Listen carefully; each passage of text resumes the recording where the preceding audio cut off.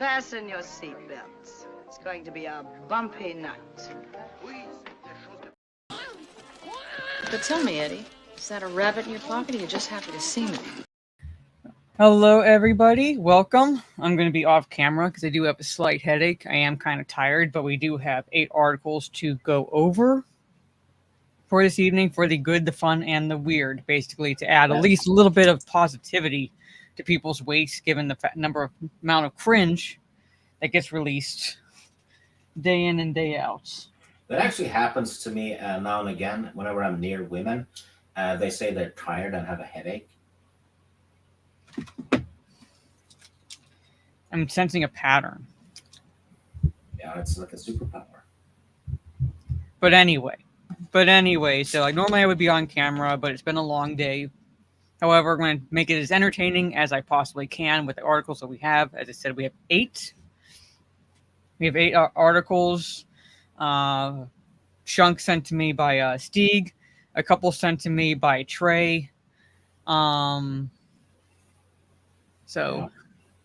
I don't even know if the ones I sent you are any good because I didn't read them. I just figured, hey, this looks fucked up. Mara might like this. And I don't read them either. I look at the titles, so Yeah. that way whenever I do go into them, like you guys are getting my genuine reaction. Yeah, To the it's better that way, isn't it? Yeah. So I don't do that. So I have no idea what's in these articles. I know the titles, but I have no idea what's like in these articles exactly. So hopefully, I mean, I'm not a prude, but I try to stay away from like the uber fucked up since I worked so hard to build this channel up, and I'd rather not see Yeah, it. I actually pay attention to that. I don't send anything that's too messed up. Yes. So, but I anyway, don't before I say hello to the chat, Steve, let everybody know where they can find you and all that fun stuff. Maybe here next week for a top 10. Well, no. I'm not sure. Hold on, my mom's calling. Hold on. Well, I'll say hello to the chat. Damn it, Stieg, LOL, says Trey Courtney. I don't know why he would say that, but okay. Tara Crystal says hello. To Mara, not to me. I noticed that. Let's see. Gravy D says, I don't read the ones I send either. Says reading is gay. It kind of isn't, though. It's actually smart to read in general. Let's see, Citizen Ronan's in there. Jaluk is a new member. What kind of a member? Like a penis? Let's see. Keely Chow. Yeah, orange hats in there. Well, hello to everyone. And thank you for keeping us company. Because it wouldn't be a fun stream. It was just me and Mara just yapping. Nobody else chiming in. Let's see. Orange Hat says Vikings have a certain headache, including charm. Must be the hammers. Yes, might be. You know what? The Norwegian, or rather the Norse mythology, if you call that a religion, it actually beats Christianity and Catholicism and all that because our God had a hammer. Well, your God was nailed to a cross. So we kind of win, if you think about it. Let's see. Luke saying he will be. My mom has perfect timing. Okay, well, it's fine. I just, spent the time offending everyone. Anyway, all right. So, but anyways, I'll say hello to the chat. Sorry, like I said, I had to deal with something because my one cousin is getting married, so we're trying to get this wedding registry gift, shit situation taken care of. And so she calls me like right then. Anyway, so from the top, hello, Gravy. The weird is here. Oh my god! Apparently, the weird truly is there. Gravy D says, hello, Morency. The weird is here. Where's the good and the fun? Good question. I tend to, whenever I send articles, I tend to focus on the weird because to me, that's also fun. And sometimes, if it involves some dumbass screwing up, it also counts as good, doesn't it? You feel good when someone exhibits like an unrefined, pure mongoloidium, right? And they, basically people ending up in a shit puddle of their own making. I think that's a good thing and a fun thing and a weird thing. Orange Hat says mythology is just extinct religion. Some of it, yes. Some of it is all fables as well.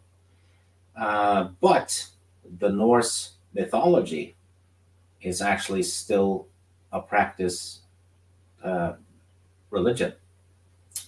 It's legit and legal, called Åsatru. Look it up. Yeah, I agree. This is Mara read my comment and started yelling. I have that effect on her. You know what? That happens to me too. We play D&D, and Mara tends to be very vocal about stuff I do in D&D that she consider to be, not correct to do and say. So she's very vocal about that. She's not a shy person about her opinions.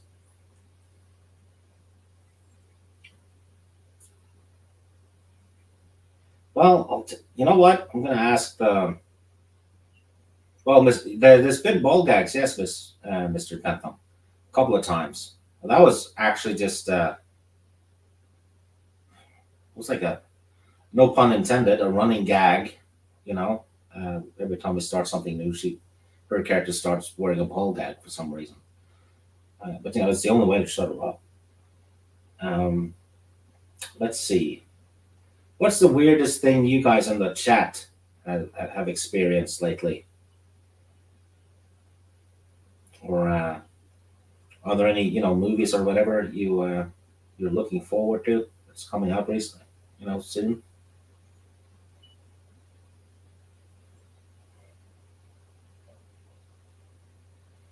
Let's see. It's good that Steve lives across an ocean away from Mara. Otherwise, there would be a fight, and I would have to book a venue. If you all know, be a KFC. Might be a KFC. Okay. Anyway, Trey Courtney says he's looking forward to Max Scene. What's that? Is it a prostitute, sir? No, it's a movie. Oh. All right. God, I hate Amazon. I hate bank cards. I hate all that shit right now. All right. So, hello, Gravy. Hello, Trey. Hello, Jaluk. Thank you for becoming a member again, Jaluk. Hello, Orange Hat. Hello, Citizen Ronan. Keely, what is up? Zeron, hello, good to see you. Terra Crystal, well, my night has just been going fucking awesome right now. But anyway, good to see you as well. Let's see, Mr. Bentham, hello. Yeah, that is it. Sorry. So, yeah, Maxine is a movie. I'm gonna put my phone back in the charger because my mom keeps calling me. Anyway, all right, so 8 articles. Yep, I have a D8. Yes. So basically, basically left to right on my screen is 1 through 8. So, okay, let's see which one we get first. 6. Okay, I'm gonna count over. All right. It would be funny, if it took 10 minutes for you to count. I'm not that stupid. It would be fun though if you did it. Let's No. spend 10 minutes. No, but we're going to the cryptid article first, with Nessie hunters promise to leave no stone unturned in search for the elusive beasts. Now, I don't know. Part of me is like, if there's actually something there, I figure with technology now, it would have been discovered. However, Yeah, it's not and beyond the realm of possibility. another thing is, how many times have the Nessie hunters said exactly that? No stone unturned. Yes. It's like every search. Mm-hmm. Like basically every search, possibility that Nessie's died. I mean, like if it is, was a an extremely old prehistoric esque creature. Yeah, and I think it's. I think she. Yeah, I think Trey's right. I think if there was a Nessie, it died a long time ago. Yeah. So. Yeah, the X-Files had a Nessie episode. Rather, it wasn't Nessie. It was some other one in the US, but really good episode. You need to watch X-Files. Yeah. Especially since the stories were forever ago. Yep. But according to this article, Paul Nixon, general manager of the Loch Ness Center, has told the Daily Star that unexplained noises and several possible sightings has got excitement brimming. So, Nessie hunters have promised to leave no stone unturned, much like Bigfoot hunters, in the search for the mythical beast at a massive event this weekend. Running across this weekend, so basically this is this past weekend, at the iconic Inverse Loch, the quest has lured in beast hunters from far and wide. Paul Nixon, general manager, has told the Daily Star that unexplained noises and several possible sightings got the excitement brimming. So last year's search drew Nessie hunters from all over the world to the shores of Loch Ness, and yet somehow still could not find anything, so you did another one this year. The discovery of unexplained noises, along with several possible Nessie sightings since, means that this year we're determined to leave no stone unturned in the search for Nessie, and we're more prepared than ever to take the hunt for the monster to the next level. Again, I'm saying, well, I'm not disbelieving anything, but at the same time, it's like you did a massive search last year. It yielded no concrete evidence of any kind. I think this is the second one of these searches we've done on the show. Yeah. And it's like, what does the next level mean? Because it seems to me they've used the exact same level every time. Do they have new technology or, you know? Yes. But hello, Tris. Good to see you. Metalong and Soul Assassin. Like I said, like the number of times they've done, they've done these searches. It's like I said, again, I do believe there is a creature out there, a Bigfoot like creature out there, because the wooded areas in the United States are vast. So like the possibility is I'm not denying the possibility of anything like that existing. I'm just saying, like, Loch Ness. Yeah. Again, the researchers have yielded nothing. I'm thinking it's cooler if they don't find anything. Yeah. Because if they find something, the mystery's gone. Yes. And some mysteries should just be mysteries. Mm-hmm. Yeah, like I said, I don't want definitive proof. Even if it's worth millions, I don't want definitive proof. Because it's has anyone seen the original Miracle on 34th Street? Have you, Steve? I'm not sure unless it was. It's from the 1940s. It's the original Miracle on 34th Street. But there's a line in there. If you haven't, I would recommend watching it. It's a black and white film. Is it the one with James Stewart? No, that's what? That's a wonderful. Oh, yeah, because I watched it was a Christmas one. Technically, It's a Wonderful Life was never meant to be a Christmas movie. So so to kind of segue off of that, just real fast, Chad. If anybody tells you that Die Hard is not a Christmas movie, and it's just a quote unquote Christmas movie because it just happens to take place on Christmas, then you can tell them, well, then that logic transcends to It's a Wonderful Life, because that was never meant to be a Christmas movie either. It just happened to take place on Christmas. So Oh, basically, the Die Hard director said he intended it to be a Christmas movie. I know, but I'm saying it's like people who use that logic, then you use the logic with It's a Wonderful, like, and ask them, if it is It's a Wonderful Life a Christmas movie, and if they say yes, then you can tell them no, it actually is not, because the director, I should never, why am I blanking on the writer and director's name? Because I've seen like a number of his films. He did It's a Wonderful Life, You Can't Take It With You, but anyway, never intended it for it to be a Christmas movie. It was supposed to be released the following spring. It just happens to take place on Christmas.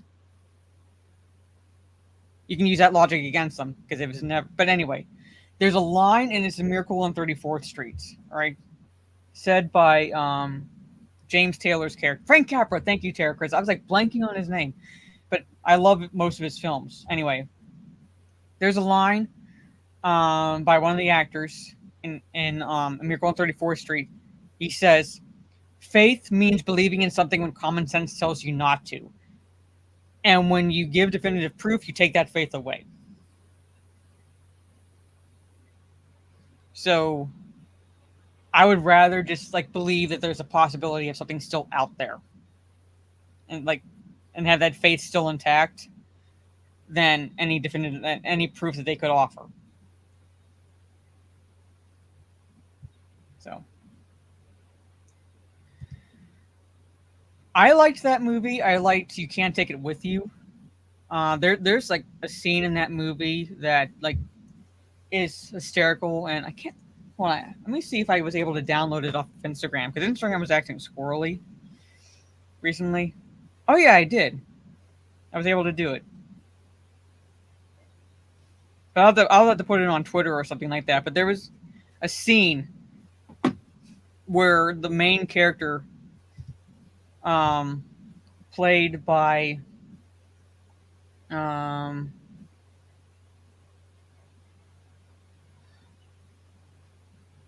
motherfucker, I can see his face. He's one of three siblings that were like classic stars. And I gotta look it up.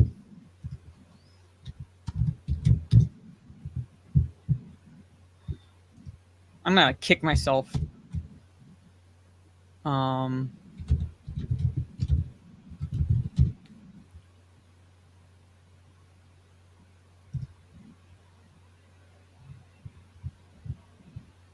Lionel Barrymore,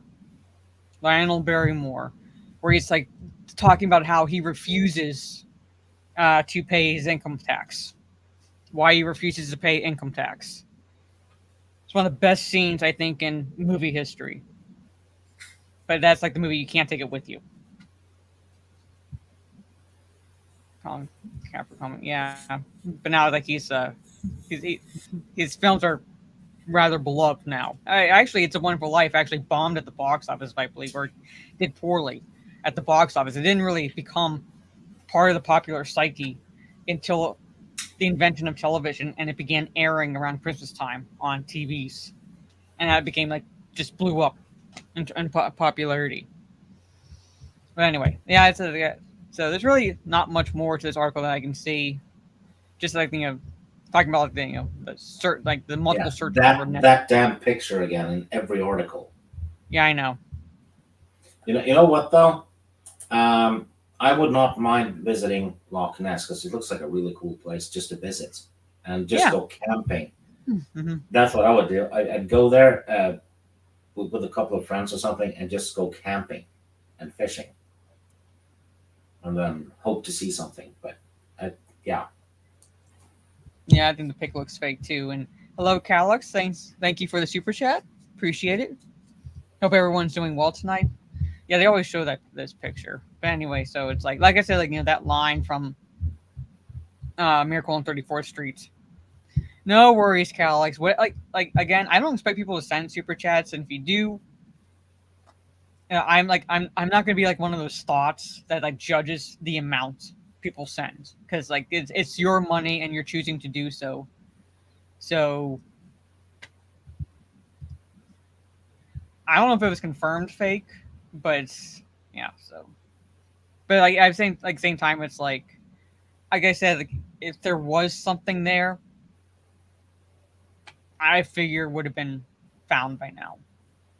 I'm guessing. Well, Soul Assassin is asking if there's fish in the lock, and yes, I'm betting you'll get trout. Would anybody be able to? Like, I'm just wondering, like, given like the lore behind the lock, like if there's like actually like designated places where we can't fish in it. I don't know. Because some people are strange about that. Yeah, there's rules about that stuff. Yeah. You know what? That's cool. You know what? It has to do with when the fish in the lake lays eggs and where. Mhm. So it's to avoid having people go to the places where the eggs are laid and just fish like crazy because that's where the fish happens to be. Mm-hmm. So basically, Nessie, if it like did exist, would have had to been like a freshwater aquatic creature. So, and I went fishing last week. uh-huh. That was fun. Caught a I haven't pollock and tallock. I think it was. I haven't been fishing since like a family reunion like a long time ago. Oh, I have a fishing spot 15 minutes from my front door. So, woo. That's cool. But I'm going to close that tab so I don't accidentally open it again. Yeah, so at least this past weekend, they attempted to do a big search again for Loch Ness, leaving, quote, no stone unturned, unquote. So we'll see. Yeah. As salmon, trout, eel, stickleback. I've never heard of stickleback. Me neither. Pike, lamprey, minnow, and char, among others. That's cool. So I like trout. And I've had eel as part of like sushi in restaurants. But I haven't had the other stuff. Well, I've had salmon. I like trout. I've had eel, but the rest of them I have not had. Salmon and trout are dirt cheap where I live. Mm-hmm. But they're not here. They're Yeah, not just- dirt cheap. Get like, boneless trout and salmon fillet. It costs nothing. So we have a lot of salmon farms basically around the whole coast. So, hey, Gigawatt. Well, so far we've only covered one article about people looking for Nessie again. So we'll see what good fun and weirdness have like come up next, and with the roll of the dice. Yeah, I'll roll again if you wish. Yep, we have 7 more articles to go into. 4. Okay. I'm going to switch to a D6 for the next one. Where I am professional. Here you go, Trey. Soldier became, quote, one-man army after Oh, smoking shit. You know what? using guns, grenades, and fists. You know when I first saw that one? My Mhm. first thought was Trey's going to like this. Yeah, smoking weed. Became Yeah, a one-man That was army. like Trey and his coughing popped into my head immediately. It's not like we're going to make Hello, a man out of Trey. Just give him grenades and shit. Yep. That's some serious devil's lettuce. So, a Canadian-born U.S. soldier told how he had just finished smoking some cannabis to help him wind down from the day when he was called upon to repel a massive enemy attack. So, a legendary soldier turned into an unstoppable weapon and received the coveted Medal of Honor, all while stoned on cannabis. Peter Charles Lemon, born in Canada, volunteered to join the U.S. Army in 1969 amid the Vietnam War, ignoring anti-war protests as he firmly believed in America's mission to oppose the spread of communism. It was the only time I ever went into combat stoned, he later said. You get really alert when you are stoned because you have to be. While Peter had started out as a true believer in the Vietnam War and had excelled in combat training, the Dark Dogs podcast explains he had a change of heart after actually arriving in country in July 1969. So, which was like fair, basically, because back then you did not have social media, so you did not have easy access to what was actually going on. However, we were winning the Vietnam War if we had not pulled out, as we did. Basically, so it says, it wasn't unusual for the 20-year-old sergeant, while stationed at an artillery base called Fire Base Illingworth, near South Vietnam's border with Cambodia, chose to take the edge off his adrenaline by sparking up a reefer.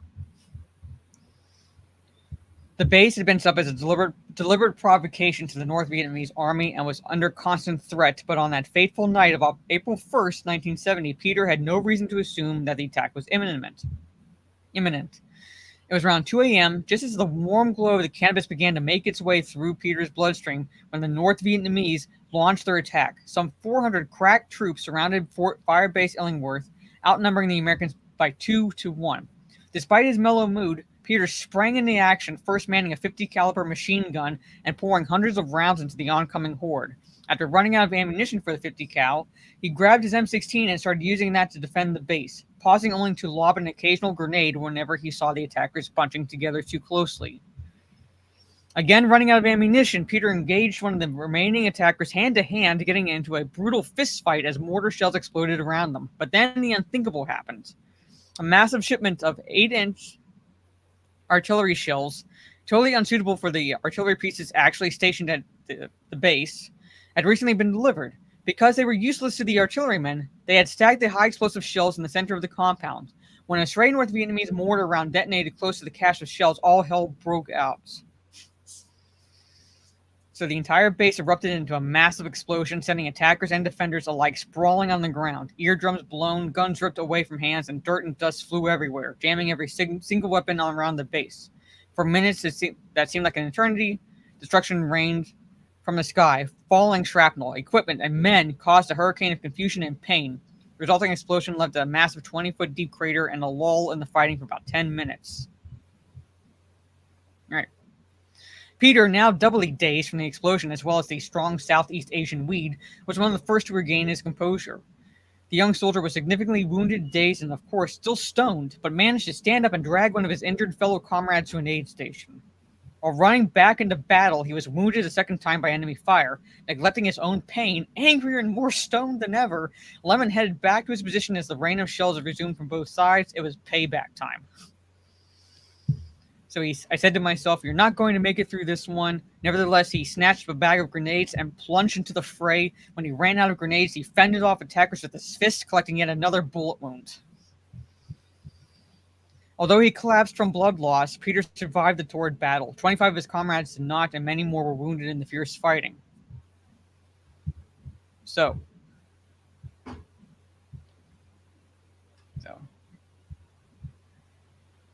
says years later, Pete had a change of heart when he realized that on April 1st, he fought for his friends.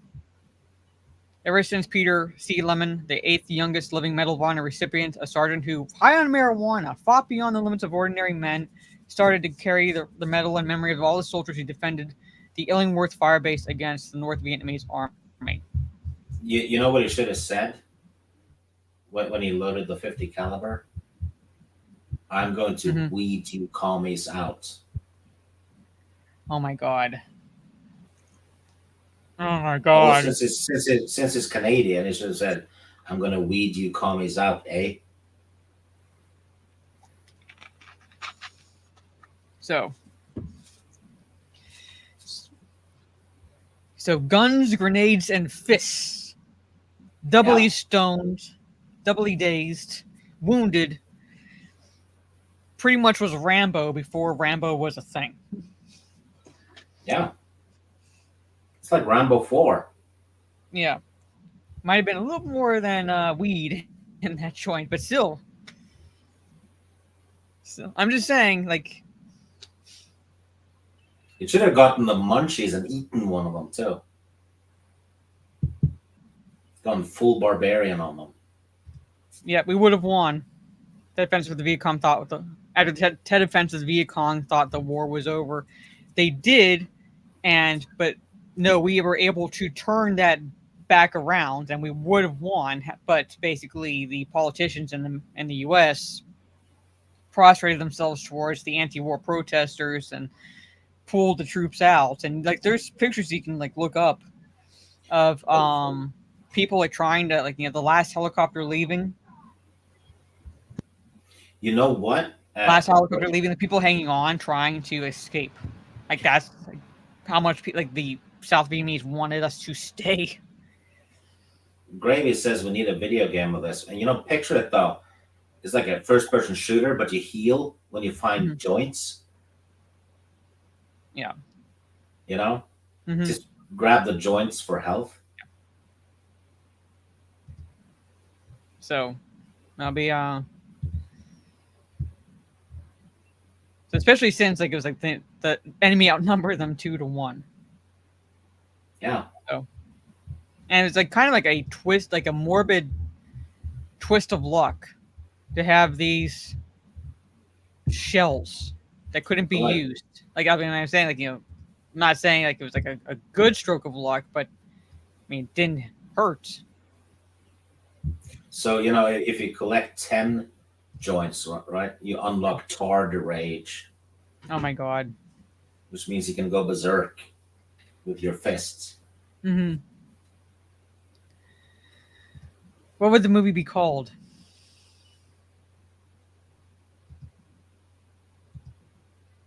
I don't know. Stoned to Death? I don't know. Where there's smoker, there's fire. Stoned warfare. World War Weed.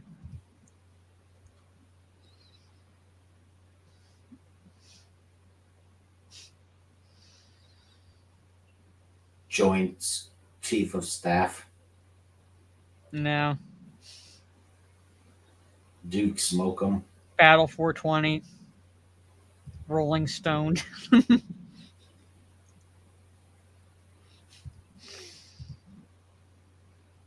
Yeah. Run through the jungle. Anyway, like that. Yeah, that was a stretch. Yeah, it was. Blunt of Duty. Reefer Madness. Isn't that already a movie? Yeah, maybe it is. Anyway, but there it is. So I saw the title of this, and I figured you'd like this Trey. Oh, seriously, I have a title. Blunt Force Trauma.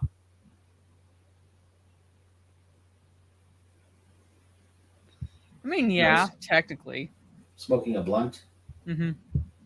Reefer Valor.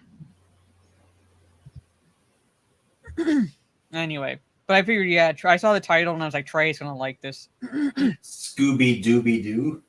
Oh my god. You wouldn't be able to use that. That's actually would be trademarked. Even if you change the spelling. Wow.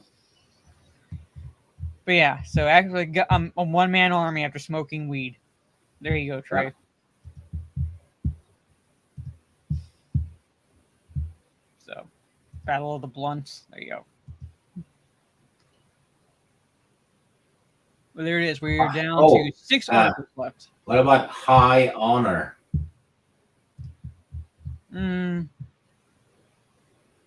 Maybe.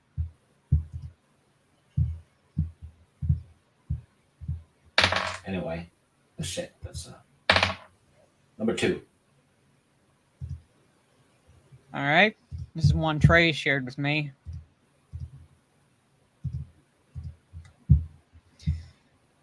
Kentucky driver, or drugged up Kentucky driver, hands over a bag of meth, fentanyl pills, and $3,000 when cops ask for his ID.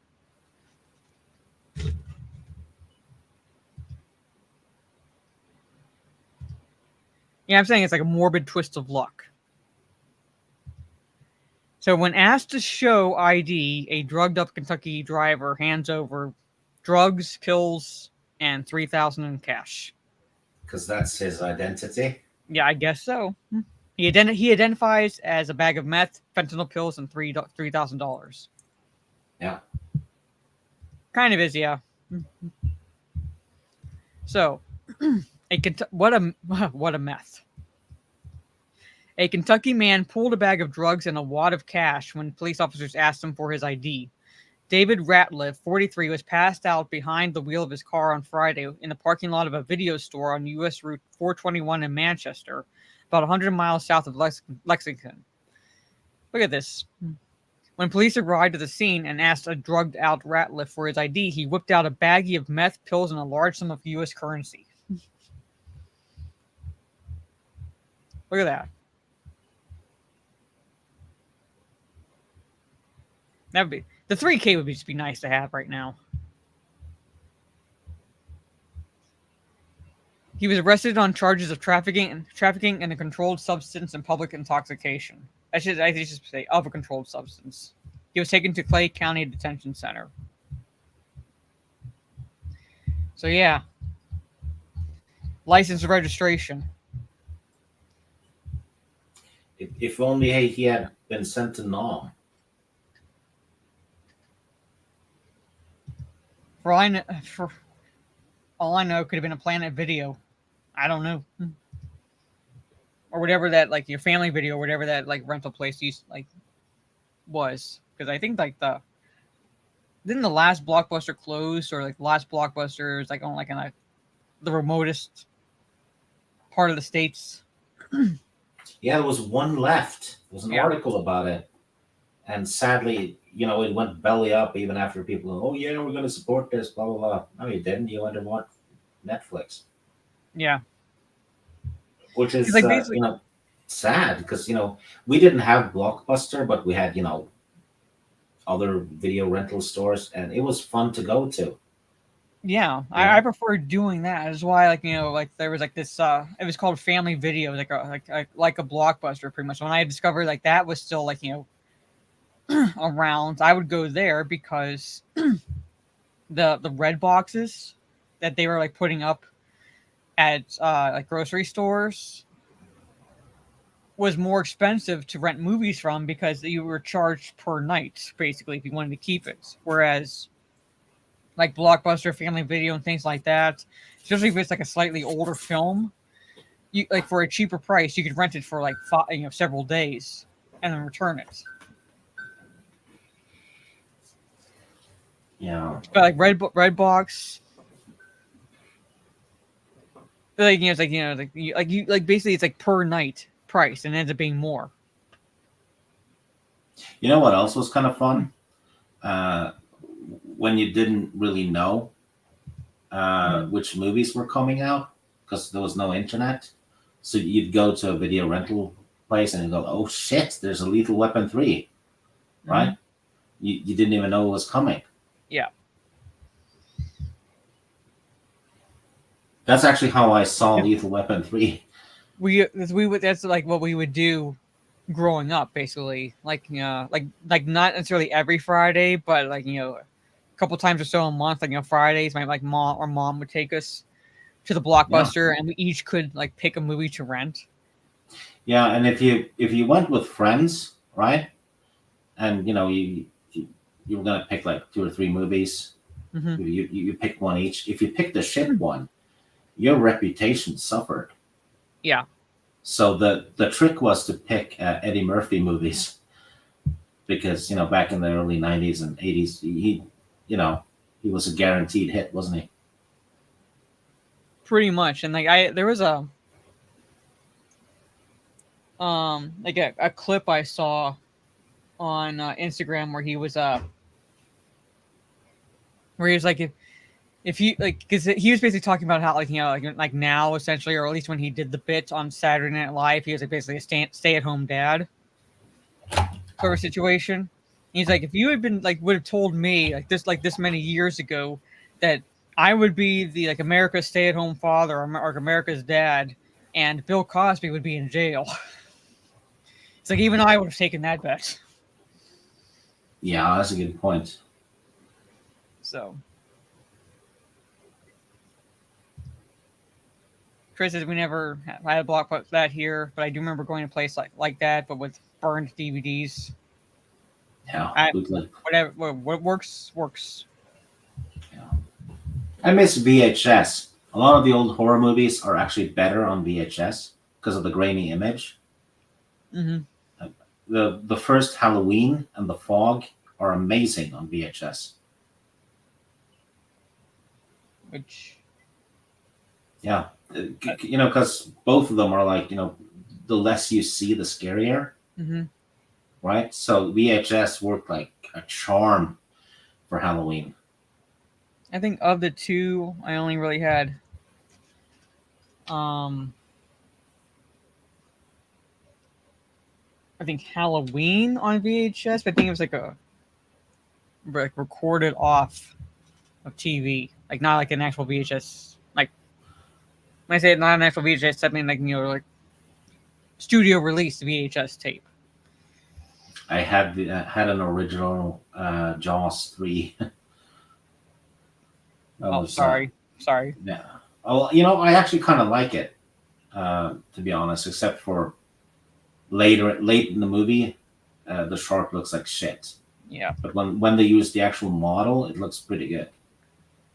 So, thank you for the member message, Mike Hill. Hey, Mara, I just got a Bad Boys early access. The action was good, but the comedy was, as usual, ridiculous. I haven't seen the one previous to this. I've only seen the first one. I've seen like the first two, and that's it. I don't like Will Smith. Never really have. He was good in I Am Legend. Or like overall good in I Am Legend. Oh, he's an incredibly good actor. Mm-hmm. I just don't like him. And I have the same thing with Ben Affleck. Mm-hmm. I just don't like those two. Yeah. Bad Boys for Life. Yes. Yeah, it's for life.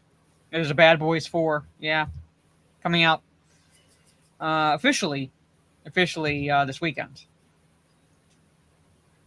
So, your only Bad Boys references from Hot Fuzz, yeah. You ain't seen Bad Boys 2. Yeah, so.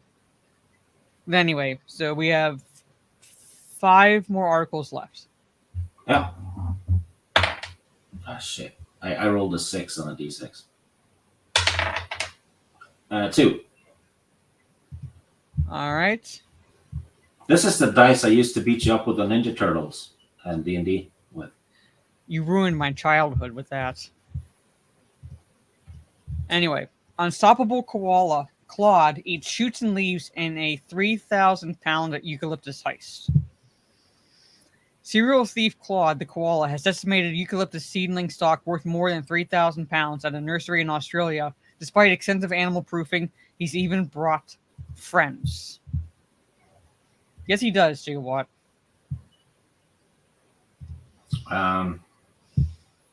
Yeah. I did okay with the Jaws thing, though. Yeah. So I guess But, there he is. Seriously, though, having a Down syndrome serial killers based on the Ninja Turtles is not that bad of an idea. You still base it off something I loved from my childhood when I told you just make them cameos in the 90s when we moved to that decade. Yeah, and but I didn't listen that's what he did, Gigawatt. That's what he did. Yeah. And not only that, and they killed young women and they turned them into macabre puppets and sideshow attractions. Yeah, like automatons. Yeah, I did that, and their dad was called Meister because he was based on Master Splinter. Yes. So when I told you guys, and you were teasing me on Talk Nerdy that he ruined my childhood, that's what he fucking did. Yeah, and they put the pieces of the victims on pizzas. Yes. Which they ate. So that's another reference. And you had to get through a manhole to get to their lair under the farmhouse. So it was references all. And then I asked them, did you guys catch the reference? And that was a long silence. And Mara went, is it Ninja Turtles? Well, yes. And I was like, I hate you. Fuck you, eh? Yeah, I was like, fuck you, you.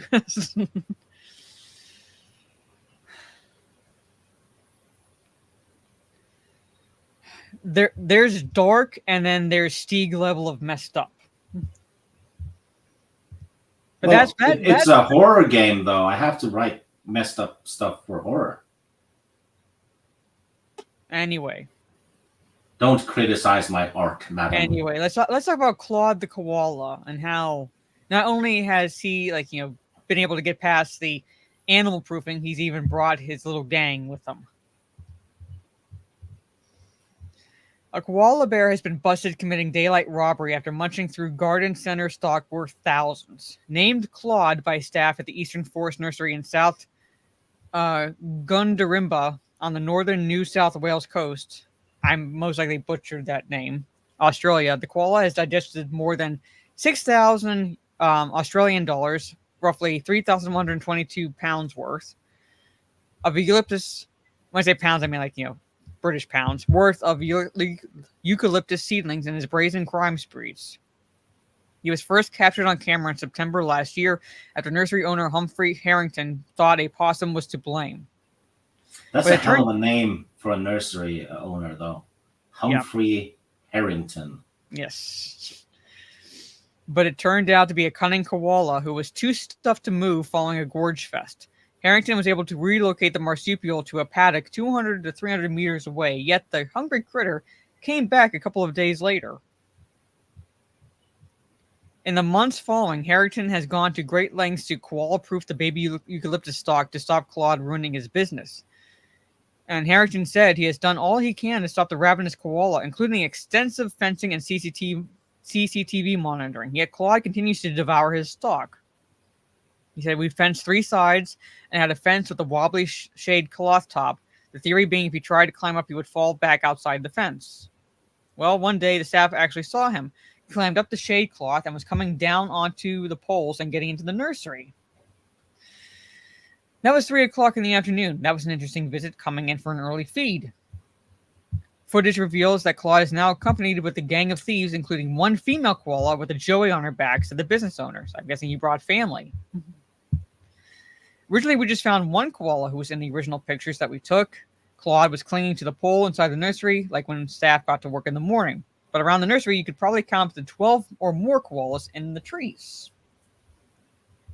So, Harrington puts the heist down to a lack of food outside the nursery, as there are many koalas residing on the small patch of land decimating the wild trees, which are unable to recover. So, in further hopes of saving his stock, Harrington donated the koala-damaged seedlings to the Worldwide Fund for Nature Australia, which aims to plant 500,000 trees by the end of next year with the aim of increasing wildlife habitats. So it says, although Claude has ravaged Harrington's livelihood, the business owner feels for the hungry beast. Well, I mean, you kind of have to, considering if they can't find food in what would be their natural habitats. Ravenous koalas, though, that's a D&D idea right there.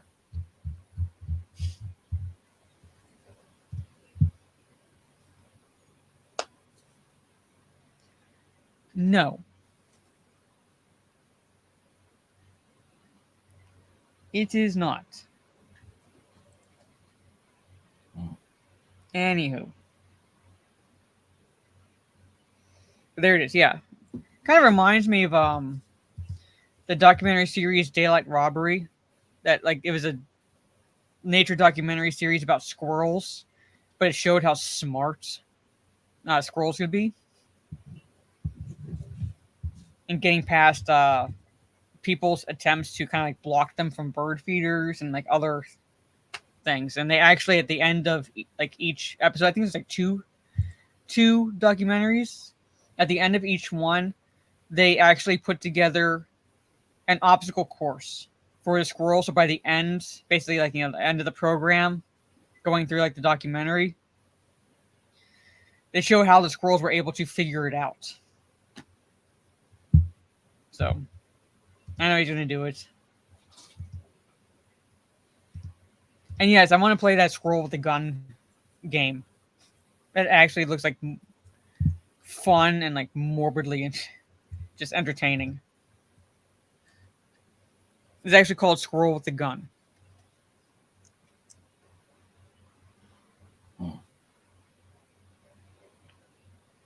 So yeah. But there it is. Let me close that. tabs, and now we're down to 4. Shit. 4. Okay.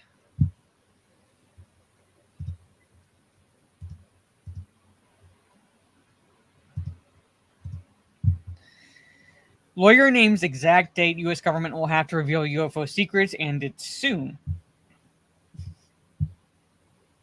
Yeah. Time for the election, I guess. Sunny Brave Megatron says, "Holy fuck! I've been simping here for almost 30 months. I need to touch grass more." But thank you so much, Megatron. Good to see you. Hope you've been doing well. Have you watched his streams when he draws? Like when I can catch them, I'll just put them on and kind of like lurk. Yeah. So he has skills. Mm-hmm. For a Decepticon. Hail Decepticons.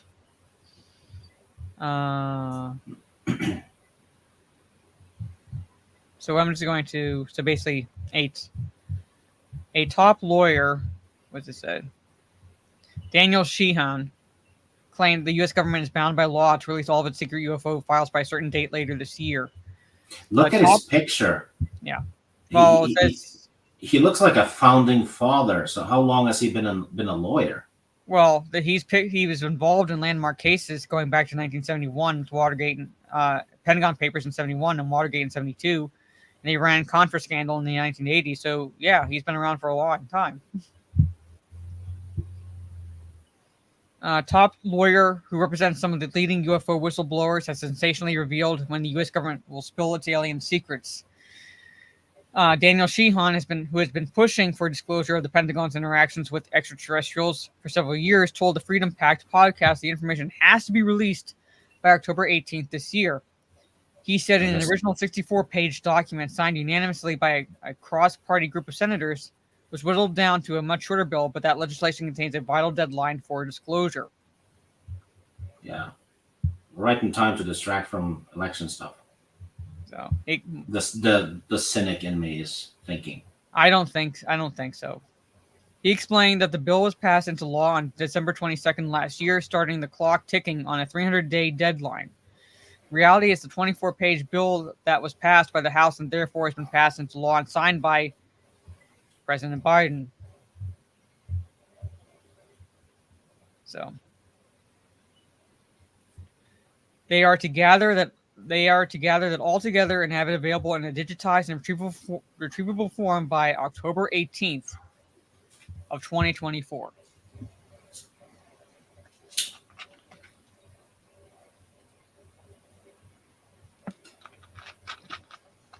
The law is now mandated that all 6 of our United States military services, all 18 of our intelligence agencies, 32 of our Defense Department agencies, are all ordered to gather together every single piece of information they have acquired pertaining to the UFO phenomenon and non-human intelligence that's understood to be responsible for it. Right now we're talking about aliens, and very likely Biden had no fucking clue what he was signing. But now we're talking about, like, according to this lawyer, what does it say? A bill passed into law last year on December 22nd. The U.S. government has until October 18th of this year to disclose all pieces of information they have pertaining to anything extraterrestrial.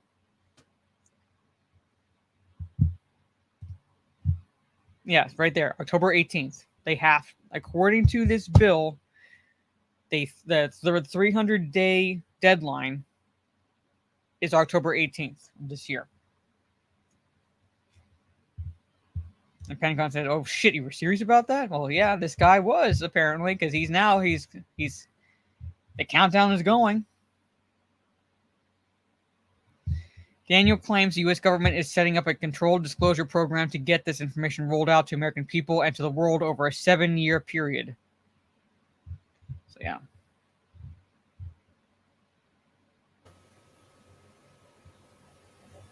I don't know. Maybe.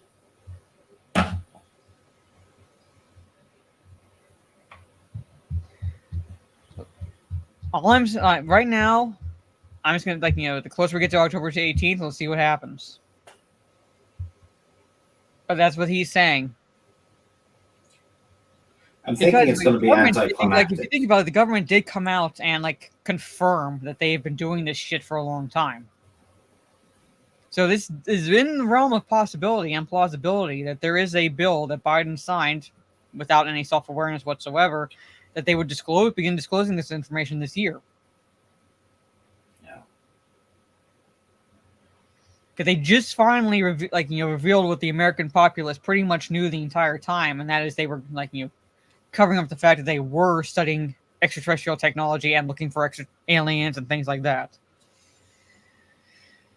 So, but the thing is, it might try to be used as a distraction, but at the same time, it's like when the U.S. government came out and said that they've been doing this all along, it was barely a blip on the American populace. Yeah. It was barely a blip when the government came out and said, we've been lying to you this entire time. This is what we've been doing. We got the American populace right now is too focused on the economy to give a shit. So they could try to use it as a distraction. I can see them attempting to, but with where the economy is at, I don't think it'll be as much of an impact as they would like. That's just my thinking based on how America responded to the initial revelation. We were like, okay. And we moved on to how are you going to fix the economy? So, yeah, no one cared.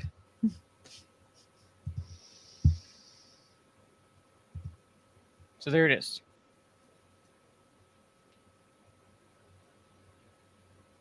Yeah. So I don't know if they'll scrub certain information out or they'll go with what the lawyer says, that they'll kind of spread it across a 7-year period rather than a one big dump of information. So they might release, be judicious about what they release initially. So, but anyway, we are down to 3 articles. Number 1. All right.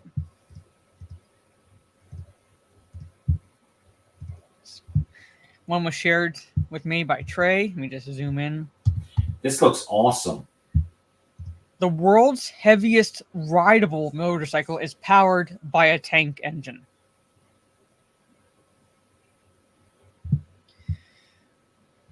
Thomas the Tank Engine? Mazda was grown in a petri dish, Gravy. What? Thomas the Tank Engine? Oh my god. I was just watching Bullet Train, and one of the characters was all about Thomas the Tank Engine. I actually have still not seen that movie. You should. It's interesting. But anyway, the world's heaviest rideable motorcycle is powered by a tank engine. Powered by a Soviet tank engine and weighing over 5 tons, the Panzer bike is by far the world's heaviest rideable motorcycle. The story of the world's heaviest motorcycle can be traced back to 2003. Brothers Thilo and Wilfried Nibel of the Harzer Bike Motorcycle Corps in Zilli, Germany, were in Halberstadt, where a former Red Army barracks was being demolished. The two tinkerers have always been of the opinion that old materials can be repurposed, not just discarded, so they were there looking for parts to use in their custom motorcycles. While looking around, the two brothers found an impressive cutaway model of a Soviet T-55 tank engine and were so fascinated by it that they asked if they could have it. Little did they know that this would be the beginning of a very special project that would see them claim a Guinness World Record and hold it for nearly 2 decades. There it is. Yeah, that one's awesome. Bike. I don't think my arms stretch enough to reach both handlebars. So they took the cutaway engine model home with them and kept inspecting its inner workings almost every day. An idea started to take shape. Could they build a functional motorcycle powered by an actual T-55 tank engine? So they decided it was worth a try. But first they had to find a working engine. As a cutaway, they had couldn't be used. It took 3 years to finally find one in Mecklenburg, and after buying it, the two motorcycle enthusiasts basically locked themselves in the shop for a year building the behemoth, and the world would come to know as Panzer Bike. So yeah, there it is. Pretty cool. They actually built a sidecar for it. There it is. Yep. It's actually meant to convey the idea of peace. They set out to build their magnum opus using only parts originally built for military purposes. So kind of like irony. So yeah, there it is. I don't want to play the video because like I don't want YouTube hitting my channel again for whatever, like, you know, just in case. I would ride it. I have my character ride it in D&D. Can't have it. See? Was born in Junkertown from Overwatch, yeah. Yeah, YouTube is ass-ho. Yeah. Oh, my feet definitely wouldn't hit the ground. Mine either, I think. So. But there it is. Like, I wouldn't even be able to see over the handlebars. I'd be like, you know, it's like, hopefully I don't run over people. I'm too short. But there it is. Yeah, the Panzer Bike. Powered by a tank engine. A T-55 Soviet tank engine. Pretty fucking cool. 2 more articles left. Yes, it's very Mad Max. I could see it in a Mad Max movie. An actual Mad Max movie. Not fuck off Furiosa. Number 2. All right. I don't know.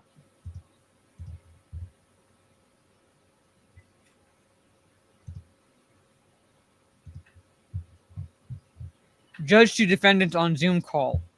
Oh, this one has a video, and I'm pretty sure you can safely watch it. Well, no. Well, shit. Well, it is on Twitter. Yeah, I think I've seen the one you're talking about. So yeah, the guy's expression when he realizes he's busted is fantastic. Mm-hmm. So when Michigan man Corey Harris joined a court Zoom call in a case involving driving with a suspended license, the judge had an immediate question for him: "Are you driving?" Yeah, Harris he was. replied, "Actually, I'm pulling into my doctor's office, so just give me 1 second. I'm parking right now." Video of the May 15th court appearance in Ann Arbor shows that public defenders looked disappointed and just as bewildered as the judge. Assistant Public Defender Natalie Tate moved to adjourn the case for 4 weeks if the court would allow, but District Judge J. Cedric Simpson didn't allow it. Okay, so maybe I don't understand something, he said. This is a driving while license suspended, and he was just driving, and he didn't have a license. Tate replied, "That is correct, Your Honor." How do you join a Zoom call? I'm just like, I know it's a rhetorical question, like...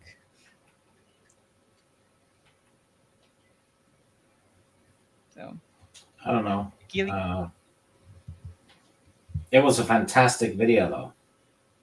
Yeah, so I saw this. The driver's license was mistakenly suspended. The appointment was to get it corrected. True, but technically at that point, he should have had someone driving him. It's one of those where it's like a slippery slope with the law, where it's like, yeah, the law fucked up initially, but then again, it's like the law doesn't fucking care if you're breaking it again, even to correct it.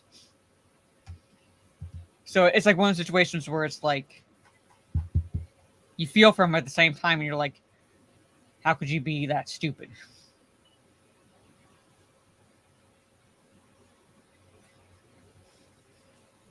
I'm just looking at that, and I know I think I saw the video going around on X, on Twitter. Yeah, I think I retweeted it when it happened because I thought it was too good not to. Let me see. I mean, on your Kenobi Sig account? Yeah, it's a while ago.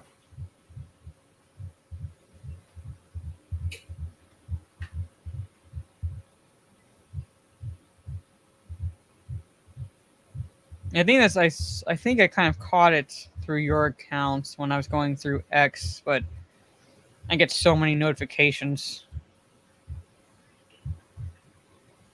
I've turned notifications off, and whenever I tweet something, I turn that off too. Like Oh yeah, immediately. here it is. Yeah, it's like, yeah, I see the videos. Like basically, the breaking 9/11 911 accounts on May 29th on X. So if you guys want to look it up, that's like the breaking 911 May 29th. That's the video. I'm not gonna play it because it's like over 2 minutes long. But that's the X account. So was this one of the Trailer Park Boys? Yeah. You know, Chuck almost laughed. So, but anyway, it's one of the situations where you feel for the guy, but at the same time, it's like you kind of messed up. You kind of messed up. Oh hell Anyway. yes. Last article, ladies and gentlemen. Speaking of aliens, Las Vegas 8-foot aliens caught on camera were making emergency landings, says experts. In Las Vegas. Expert. Yes. Experts. In Las Vegas. 8-foot aliens. Emergency landing.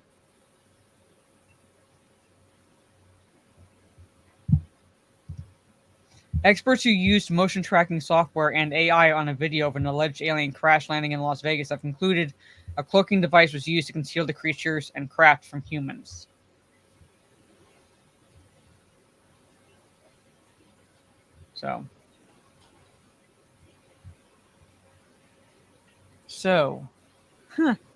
Experts have claimed footage of aliens lurking in a back garden suggests their UFO had to make an emergency landing. Veteran crime scene reconstruction analyst Scott Roeder also said that purported aliens, which landed in Las Vegas family's backyard last April, landed in their backyard. How big is their backyard? Like, You know what would be fun if it was absolutely true? It would kind of be fun, but at the same time, I'm like, these ships are not that small, would not be that small. And yet somehow they were able to land in the Las Vegas family's backyard last April using some kind of cloak device to hide from humans. Teenager Angel Kenmore, 17, came face to face with the paranormal beings in his backyard. He said, "We were in the backyard, and then out of nowhere, we just saw a big light fall down. It basically crashed in the backyard, and a couple seconds later, I saw the big giant creature in front of me. This is the proof. This smudge here suggests aliens use a cloaking device, or it could be, I don't know, a distortion in the camera. Like that smudge, I'm supposed to believe that smudge there is proof that they used a cloaking device, or that's the evidence they have. Yeah. It was the Predator. How small is the ship? I'm saying, like, you know, like the back, that'd be like one fucking huge backyard. The old cloaking device, yeah, it was a Predator. Or the ship is that small, or the backyard is that big. For a ship to house 8-foot tall aliens. No fucking way.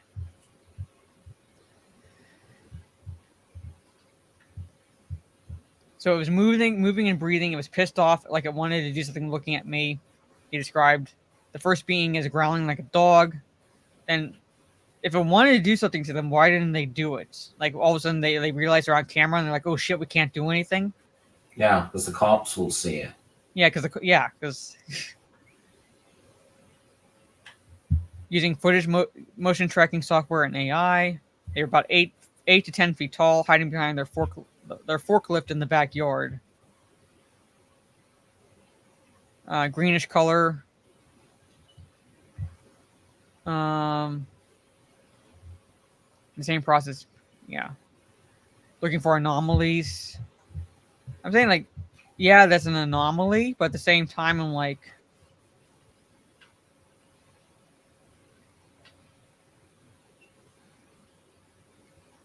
they landed in this backyard, and while they're making emergency repairs, we're trying to save off the pesky humans.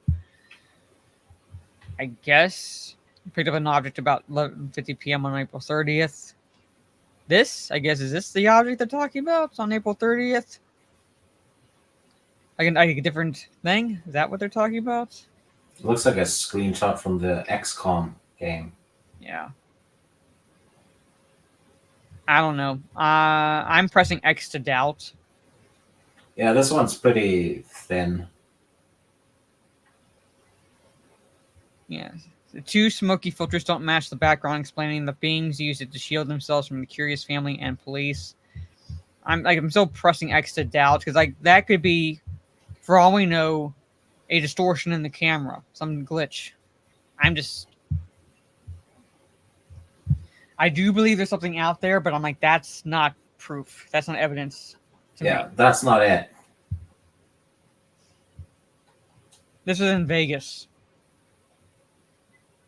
This was in Las Vegas. Yeah, really discreet place for an alien ship to land. Yeah. And particularly since let's say this is like play devil's advocate, and this is like there was an actual ship and it did have to land to make repairs.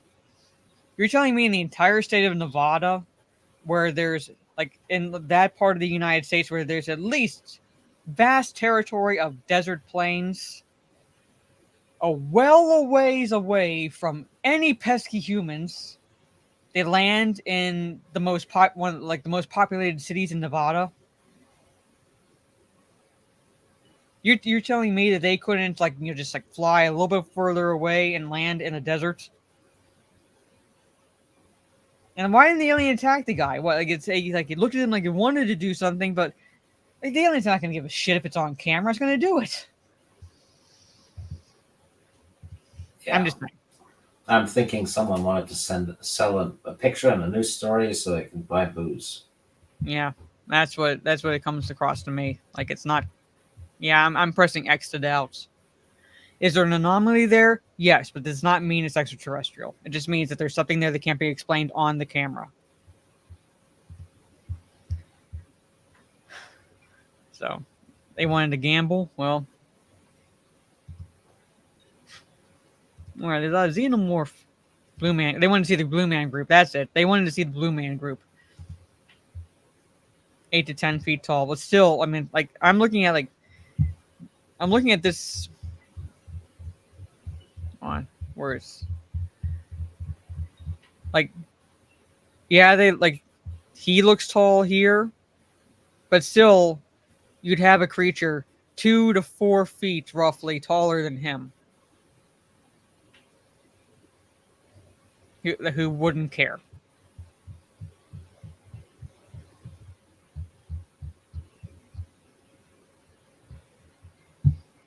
Yeah, pressing X to doubt. But there it is, chat. That's the last article that I have up. I'm saying, like, that's what I'm confused about. He's saying that he came face to face with one of them, and there was more than one. And you're telling me that all the alien did was just growl at him? I mean, at least in Signs, it kind of made sense that the aliens tried to avoid detection because they were actually trying to invade the Earth. But in this case, they just landed to make repairs. They're going to kill the witnesses. Anyway, but that's it. That is it, ladies and gentlemen. Thank you for hanging out with us for another episode of The Good, the Fun, and the Weird. Next week should be the 1s and 2s and the singles that I do with Orange Chat reviews. For the 1s and 2s, it'll be Jurassic Park and Jurassic Park Lost World. And for the singles, it's The Saint and then The Ghost in the Darkness. That one's good. The Ghost in the Darkness. So Have you seen it before? I think I have, but that's one I definitely would have to watch the day of because if I did, I don't remember it. I know I've seen The Saint, but not the Ghost in the Darkness. Yeah. So in honor of Dino Month, Jurassic Park and Jurassic Park Lost World. That's the ones and twos for like Jurassic Park next week, and then the following week Jurassic Park Lost World. But anyway, yeah. So again, thank you, Chad. Thank you for the member messages and the super chats. So before I do my outro, Steve, let everybody know where they can find you and all that fun stuff. Right here when we're doing the next top 10. Which is 1988, right? Yeah. All right. So yeah. So top 10 films, and for those new to my channel, new to these streams, it's our own personal subjective top 10 films. They do not necessarily have to be objectively good films, just ones that we basically hold dear to ourselves, for whether it's nostalgia or something that we watch this film and we know objectively it's not that good, but subjectively we love the hell out of it. So yeah. And yes, I've been dual streaming, or beginning dual streaming, and I've so far been dual streaming to my Twitch. So I Kick and Twitch. I did add my Jade Shadow live channel to restream, so at some point I am going to dual stream, most likely Kick and YouTube. At some points, just basically change it up and try to build that channel up, but I'm getting restreaming working. No, not tonight. I only jumped on XDefiant long enough to see what the daily challenges were, and then jumped off today. I might play some offline tomorrow because I'm not going to be able to stream. But definitely no, I'm going to, after I sign off here, I'm going to sleep. I'm taking my dog out and going to bed because I am tired. But tomorrow, Gigawatts, like I said, I'm not streaming because I have to go to sleep early. So what I might do is play some XDefiant offline. Well, maybe not. Maybe in the afternoon. I don't know. Or I might just take tomorrow off. Just in general. And then maybe do a watch party. And then I'm thinking of doing a watch party Friday evening. And if I play XDefiant again, it'll most likely be Saturday. Some point Saturday evening. Since Talk Nerdy is now on Sunday evenings. So yeah, so basically that is essentially my outro, ladies and gentlemen. So nothing tomorrow. I think I'm going to take tomorrow off. If you're part of my Discord, this right here, I do watch parties there occasionally. I might do a watch party Friday evening since I have to get up early again the next day. And if I do stream again on my channel, by myself, it'll most likely be Saturday. Evening some point. And then Sunday will be Talk Nerdy to Us in the evening. 8:30 p.m. roughly. 8:30, depends on when stuff's available, but no later than 9 p.m. Eastern. What genre? I don't know, but it has to be something short. If I do, just because I have to get up early, so it had to be something relatively short. I'm actually thinking family animated film, because I watched Shrek recently, and I might do a watch party of Shrek. Because that's relatively nice and short. But it has to be something about that length. So if you have something that you want to watch, let me know, but it has to be about the length of Shrek, a little over an hour and a half. That's the time limit I'm working with. So, on that note, ladies and gentlemen, this has been another good Fun in the Weird. Have a good rest of your day or evening wherever you are in the world. And I will see you all. If you're on my Discord, I'll see you all Friday. Stream-wise, Saturday and Sunday. Take care and stay safe and have fun. Peace.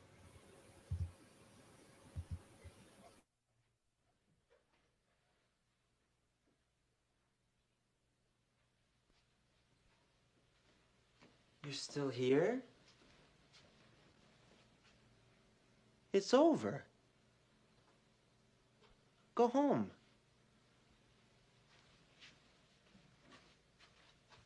Go.